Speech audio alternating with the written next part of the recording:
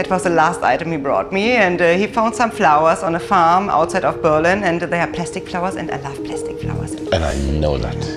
And when I asked the person there, can I take these flowers? He said, what? This is trash.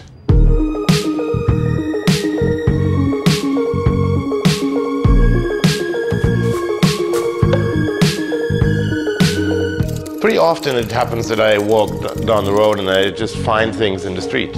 If it's a little plastic crab or a padlock or something. Those are all objects I found on the pavement over the last 20-30 years. Like this one. There's a little matchbox car or whatever, but a big car destroyed it. But it's perfect. We are kind of object lovers.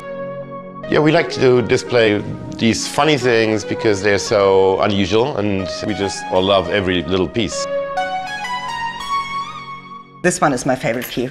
It's a typical GDR key, and it reminds me of the beginning of the 90s. I think all items contain a memory for us. Are we collectors, or are we just crazy? We see the beauty in things other people probably don't at the first sight. But if you show it, they see it. And people love to hear the stories about the items as well. So it's really beautiful.